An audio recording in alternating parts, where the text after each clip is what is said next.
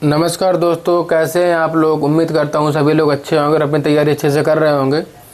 दोस्तों, जैसा कि आप सबको पता है, यूजीसी नेट की परीक्षा आने वाली है। यूजीसी नेट, एमआरएस, ये दोनों परीक्षाएं तो हाल में दिसंबर मंथ में आयोजित होनी हैं। इसके अलावा जो आगामी नोटिफिकेशन है केबीएस, एनवीएस, बिहार लाइब्रेरियन, इन सब को देखते हुए मैंने लाइब्रेरी साइंस के आपके लिए previous year most important question करवा रहा हूँ। और उसके बाद मैं आपको चैप्टर वाइज, जैसे कि classification, cataloguing, library society, ICT, ये सब के लिए चैप्टर वाइज वीडियो लेके आऊँगा जल्द से जल्द, इन सब तैयारी को दृष्टि में रखते हुए। तो दोस्तों, जैसा कि मैंने बताया आपको कि मैं प्रीवियस ईयर क्वेश्चन करवा रहा हूँ। ये जो पेपर मैं आज आपको सॉल्व करवाऊँगा एमपीपीएससी लाइब्रेरियन का है, जो कि 1 जून 2025 में हुआ था। और इस पेपर में टोटल 150 क्वेश्चन थे, जिसमें से मैं आपको 1 से लेकर 125 तक करवा चुका हूँ। इस वीडियो में मैं 126 से 150 तक सॉल्व करवाऊँगा। और जिसने भी क्वेश्चन नंबर 1 से लेकर 125 तक नहीं देखे, वो प्लेलिस्ट बनी हुई है, उसमें एमपीपीएससी लाइब्रेरियन करके प्लेलिस्ट बनी हुई है, उसमें जाके क्वेश्चन नंबर 1 से लेकर 125 तक देख सकते हैं। उसके आगे हम लोग इसमें देखेंगे। तो चलिए टाइम वेस्ट ना करते हुए स्टार्ट करते हैं। तो कह रहा है कि क्वेश्चन नंबर 126 में देखेंगे क्या कह रहा है। क्वेश्चन नंबर 126 में देखेंगे, कह रहा है कि when was the Indore divisional library इसमें कह रहा है when was the Indore divisional library association founded. Indore divisional library जो एसोसिएशन है, कब फाउंड किया गया था। तो इसका जो सही आंसर हो जाएगा ऑप्शन नंबर बी, 1967 में। इंदौर डिविजनल लाइब्रेरी एसोसिएशन को 1967 में फाउंडेड किया गया था। क्लियर हो गया होगा। Option number B is the correct answer 126 का। चलिए क्वेश्चन नंबर 127 में चलते हैं। 127 में क्या कह रहा है। कह रहा है which type of records are maintained by the directorate of state archives of Madhya Pradesh. Directorate of state archives of Madhya Pradesh के द्वारा किस तरीके के रिकॉर्ड को मेंटेन किया जाता है। तो इसका जो सही आंसर हो जाएगा option number C, non current records. ठीक है, जो directorate of state archives of Madhya Pradesh के द्वारा नॉन करंट रिकॉर्ड्स को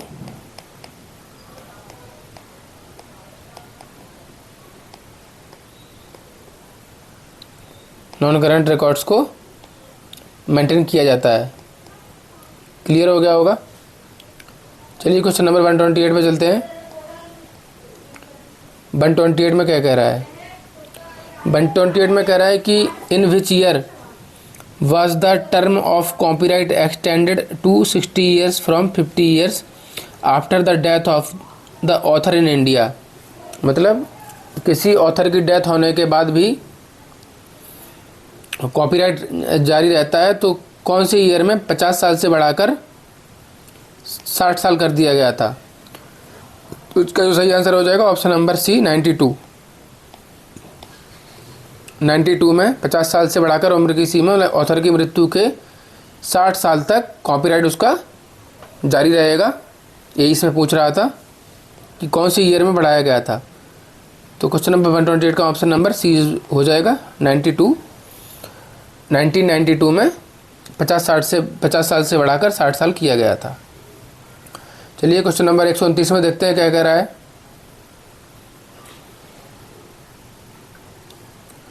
129 में क्या कह रहा है देखेंगे। कह रहा है what was the national knowledge commissions 2005 mandate. जो राष्ट्रीय ज्ञान आयोग 2005 मैंडेट क्या था। तो इसका जो सही आंसर हो जाएगा option number B, to guide policy and direct reforms in key areas such as education and e governance. Clear हो गया होगा। To guide policy and direct reforms in key areas such as education and e governance.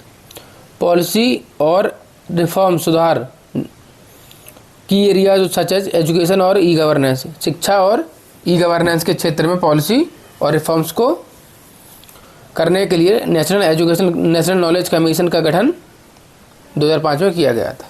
Clear हो गया होगा। Option number B is the correct answer 129 का। चलिए question number 130 पे चलते हैं। 130 में क्या कह रहा है? 130 में देखेंगे, कह रहा है according to the national education policy NEP 2020 national education policy 2020 के अनुसार what will be the role of public libraries for adult education. Adult education के लिए पब्लिक लाइब्रेरीज का रोल क्या होगा? तो इसका जो सही आंसर हो जाएगा ऑप्शन नंबर बी हो जाएगा। Public libraries will be utilised for adult education courses. जो पब्लिक लाइब्रेरीज हैं उनका उपयोग एडल्ट एजुकेशन कोर्सेज के लिए किया जाएगा। ठीक है, तो ऑप्शन नंबर बी 130 का ऑप्शन नंबर बी हो जाएगा सही। चलिए 131 पे चलते हैं। 131 में क्या कह रहा है? 131 में देखेंगे, कह रहा है in which year did the united nations educational scientific and cultural organization celebrate the international book year with the slogan books for all. UNESCO सीधा सीधा है, यूनेस्को के द्वारा अंतर्राष्ट्रीय पुस्तक वर्ष का जो स्लोगन दिया गया था बुक्स फॉर ऑल, सभी के लिए पुस्तकें, कौन से ईयर में दिया गया था? तो इसका जो सही आंसर हो जाएगा ऑप्शन नंबर बी 1972। ठीक है, option number B is the correct answer 131 का। चलिए क्वेश्चन नंबर 132 पे चलते हैं। 132 में क्या कह रहा है? Under which of the following act is the Raja Ram Mohan Roy library foundation registered.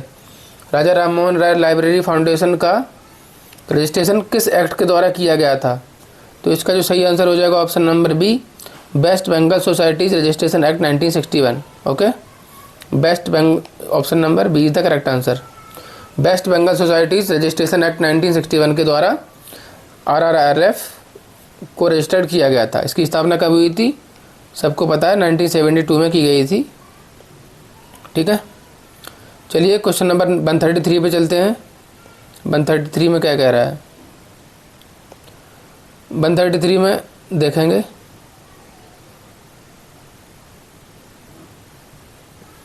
Under the national mission on libraries scheme which type of libraries receive financial assistance as part of the NML model library component. National mission on library जो library के लिए उत्थान के लिए बनाया गया था, under the national mission on libraries scheme which type of library receive financial assistance as part of the NML model library component. तो इसका जो सही आंसर हो जाएगा 133 का option number B 1 state central library and 1 district library in each state. NML के अनुसार एक स्टेट सेंट्रल लाइब्रेरी और एक district library in each state में उसके लिए क्या रिसीव करेगा? फाइनेंशियल असिस्टेंस को रिसीव करेगा। ठीक है, तो 133 का जो करेक्ट आंसर हो जाएगा ऑप्शन नंबर बी। फिर से देख लेंगे एक बार, कुछ क्लियर नहीं हुआ होगा अगर तो।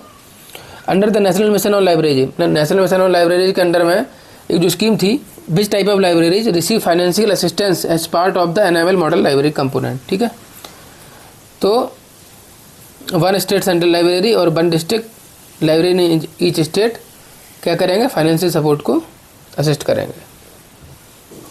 क्लियर हो गया होगा। क्वेश्चन नंबर 134 पे चलते हैं। 134 में क्या कह रहा है? When was the university grants commission UGC infonet digital library consortium establish. UGC infonet digital library consortium को कब एस्टेब्लिश किया गया था? तो इसका जो सही आंसर हो जाएगा ऑप्शन नंबर बी 28 दिसंबर 2003। Okay, option number B when was the university grants commission UGC infonet digital library consortium को 28 दिसंबर 2003 को एस्टेब्लिश किया गया था। क्लियर हो गया होगा। चलिए क्वेश्चन नंबर 135 पे चलते हैं। 135 में क्या कह रहा है? 135 में देखेंगे which bibliographic model organize information of a resource into the following three core levels.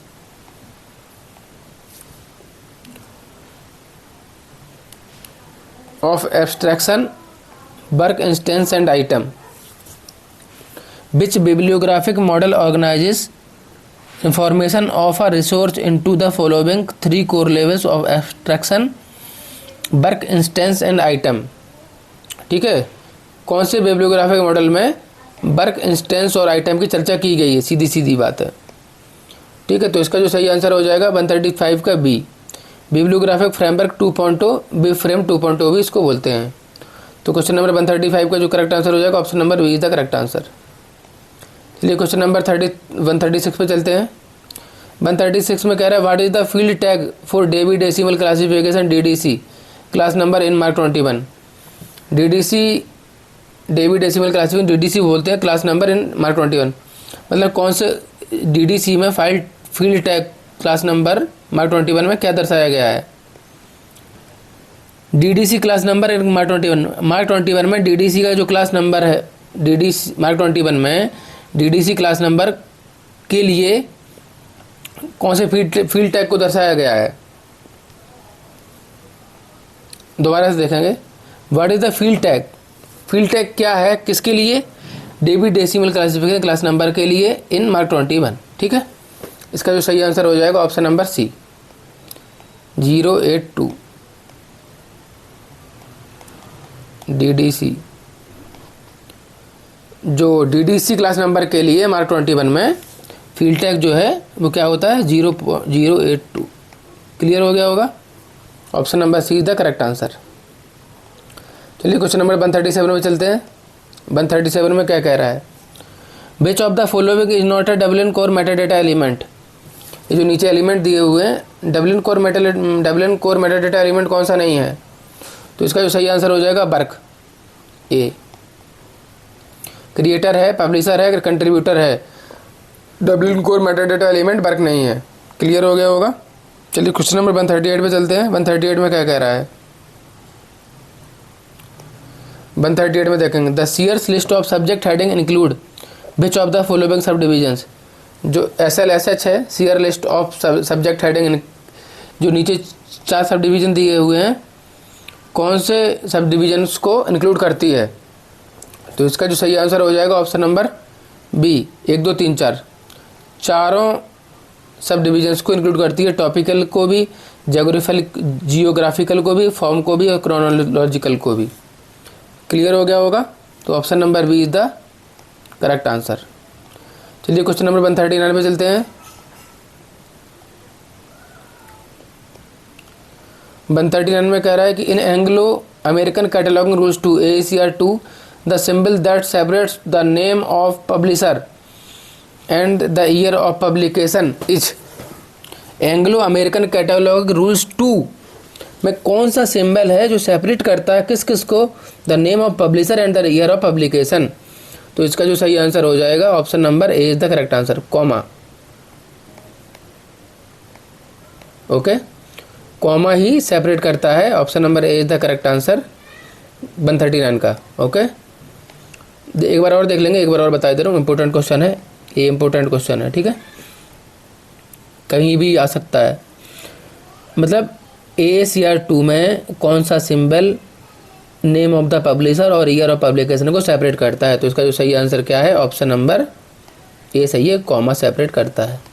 ठीक है, क्लियर हो गया होगा, option number A is the correct answer. चलिए क्वेश्चन नंबर 140 पे चलते हैं। 140 में क्या कह रहा है, function in political science, physiology in biological science and the social activities in sociology or all denoted by the digit 3. Okay, all are denoted by the digit 3. This feature of colon classification confirms to, क्या confirm करता है, option number B is the correct answer, seminal mnemonics. Okay, seminal mnemonics को confirm करता है, option number B is the correct answer. चलिए clear हो गया होगा। क्वेश्चन नंबर 141 पे चलते हैं। क्या कह रहा है, in classified catalogue code CCC, in classified catalogue code generic name entry, क्या कह रहा है देखेंगे। In classified catalogue code generic name entry, in classified catalogue code generic name entry is, CCC में जेनरिक नेम एंट्री क्या है, तो वो है cross reference index entry. Option number A is the correct answer. Okay, clear हो गया होगा। Cross reference index entry ही जेनरिक नेम एंट्री है CCC में, ठीक है। Option number A is the correct answer. चलिए क्वेश्चन नंबर 142 पे चलते हैं। 142 में क्या कह रहा है, which of the following is not a canon for characteristics,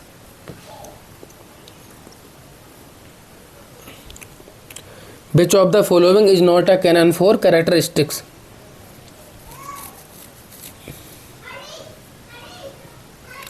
which of the following is not a canon for characteristics. Canon for characteristics के लिए इन चारों में से कौन सा नहीं है, तो इसका जो सही आंसर हो जाएगा ऑप्शन नंबर डी।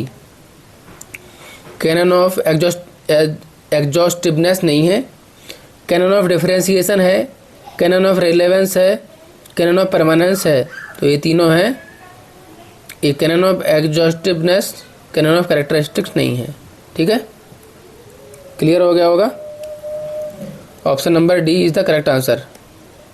ये तीनों हैं, कैनन फॉर कैरेक्टरिस्टिक्स हैं, डिफरेंशिएशन होता है, रिलेवेंस होता है, परमानेंस होता है, एग्जॉस्टिवनेस नहीं होता है। यही सही हो जाएगा, नहीं पूछ रहा था यहाँ पे। Option number D is the correct answer. चलिए क्वेश्चन नंबर 143 पे चलते हैं। 143 में क्या कह रहा है, 143 में कह रहा है the class number of Atlas in colon classification. जो एटलस का क्लास नंबर क्या है एटलस के लिए, इन कॉलन CC में एटलस के लिए कौन सा क्लास नंबर बताया जाता है, तो इसका जो सही आंसर हो जाएगा क्वेश्चन नंबर 143 का option number D, F। Okay, option number D the correct answer. Atlas के लिए क्लास नंबर क्या रहेगा कॉलन क्लासिफिकेशन में, F रहेगा। Option number D the correct answer. Clear हो गया होगा। चलिए क्वेश्चन नंबर 144 पे चलते हैं। 144 में क्या कह रहा है, 144 में कह रहा है कि find the odd one out, इनमें से चारों में से ऑड छांटना है, तो इसका जो सही आंसर हो जाएगा C, Drupal is the odd one out in this, Mendeley, Zotero and note, ये तीनों एक प्रकार के, ड्रूपल अलग है। क्लियर हो गया होगा। Option number C is the correct answer. चलिए मैं अभी डिस्क्राइब करके नहीं बता रहा हूँ, ठीक है, आप लोगों को जस्ट पेपर सॉल्व करवा रहा हूँ और इम्पोर्टेंट क्वेश्चंस हैं। अभी आप लोगों के लिए डिस्क्राइब करके भी एक से धमाकेदार वीडियो लेके आऊँगा, तो आप लोग जुड़े रहिए और कमेंट बॉक्स में ज़रूर बताइए। आप लोग बताते ही नहीं हैं कि आप लोगों को कंटेंट कैसा लग रहा है, कमेंट बॉक्स में ज़रूर बताइए, कमेंट बॉक्स में ज़रूर बताइए कि अच्छा लग रहा है या नहीं, तो ठीक है। चलिए क्वेश्चन नंबर 145 पे चलते हैं। 145 में क्या कह रहा है, Among the following sets of terms and their introducer find the incorrect one। जो सेट दिए हैं टर्म और इंट्रोड्यूसर का, उनमें से कौन सा इनकरेक्ट है, तो बिब्लियोमेट्रिक्स प्रिचार्ड सही है, इन्फॉर्मेट्रिक्स नेके सही है, नेटोमेट्रिक्स बोसी सही है, statistical bibliography cool and L सही नहीं है, तो इसका जो सही आंसर हो जाएगा ऑप्शन नंबर ए, ठीक है। क्लियर हो गया होगा। क्वेश्चन नंबर 146 पे चलते हैं। 146 में क्या कह रहा है,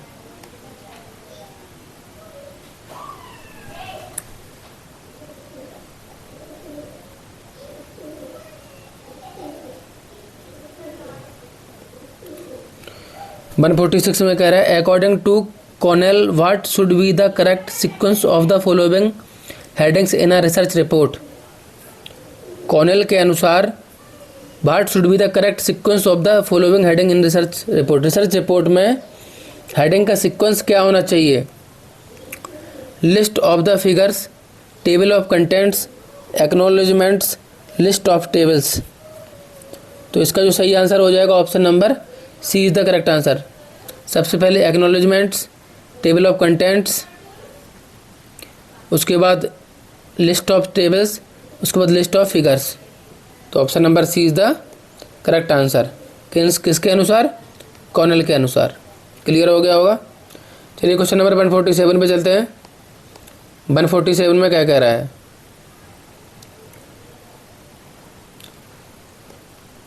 वन 147 में कह रहा है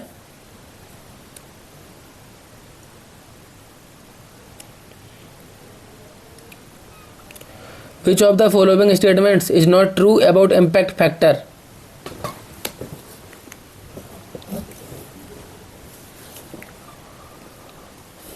इनमें से जो स्टेटमेंट दिए हुए हैं इम्पैक्ट फैक्टर के बारे में कौन सा सही नहीं है?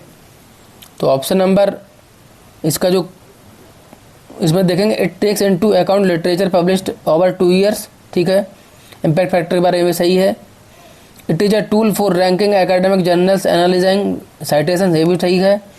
It was started by institute for scientific information, ये भी ठीक है। It is an author level metrics, ये गलत है। ठीक है, तो हमारा जो सही आंसर हो जाएगा ऑप्शन नंबर डी हो जाएगा, क्योंकि यहाँ पे पूछ रहा था कि कौन सा सही नहीं है इम्पैक्ट फैक्टर के बारे में। बाकी ये तीनों सही है, तो option number D is the correct answer. नहीं पूछ रहा था ना यहाँ पे, इसलिए। चलिए क्वेश्चन नंबर 148 पे चलते हैं। 148 में क्या कह रहा है? 148 में कह रहा है कि what is the national library week, sorry when is national library week celebrated in India. भारत में नेशनल लाइब्रेरी वीक कब सेलिब्रेट किया जाता है? इजी क्वेश्चन था। इसका जो करेक्ट आंसर हो जाएगा option number B is the correct answer. 14 to 21 नवंबर तक भारत में नेशनल लाइब्रेरी वीक को सेलिब्रेट किया जाता है। Option number B is the correct answer. चलिए क्वेश्चन नंबर 149 पे चलते हैं। 149 में क्या कह रहा है? 149 में देखेंगे, कह रहा है when was the association of special libraries and information bureaus ASLIB founded. ASLIB की स्थापना कब हुई थी? ये भी बहुत ईजी था। ऑप्शन नंबर सी हो जाएगा 1924 में एस्लिव की स्थापना हुई थी। क्लियर हो गया होगा। Option number C is the correct answer. Question number 150 में देखेंगे, 150 में क्या कह रहा है? 150 में कह रहा है when the reference list of 2 documents share 1 और more of the same sided documents it is called.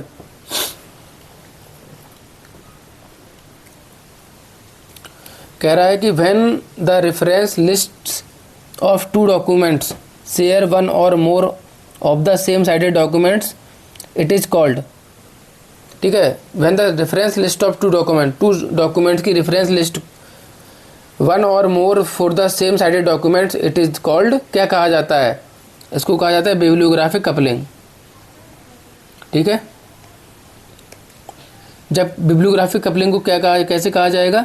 जब when the reference list of 2 documents share 1 और more of the same sided documents, उसको कहते हैं बिब्लियोग्राफिक कपलिंग।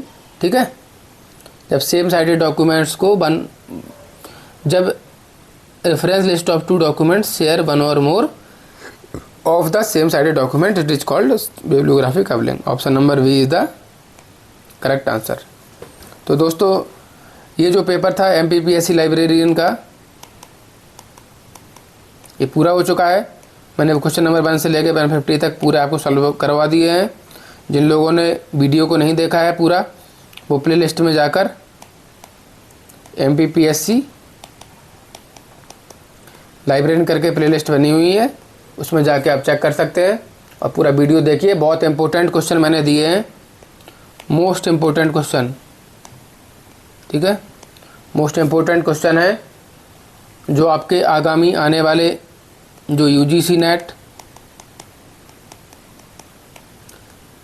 और ये हाल में लगा हुआ है EMRS, KVS, NBS, Bihar librarian, सारे लाइब्रेरियन जो आगामी सारे लाइब्रेरियन एग्ज़ाम के लिए बहुत 100% मैं आपको गारंटी देता हूँ, 100% आपको यहाँ से क्वेश्चन देखने को मिलेंगे। ठीक है, इसलिए चैनल को सब्सक्राइब कर लीजिए।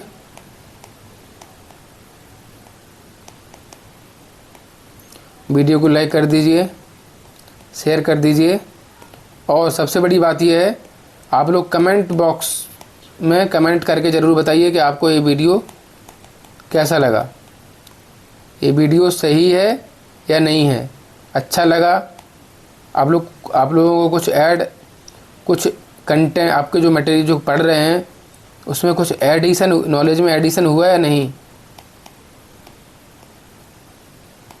नॉलेज ऐड हुआ या नहीं। ठीक है, तो आज के लिए इतना ही, धन्यवाद।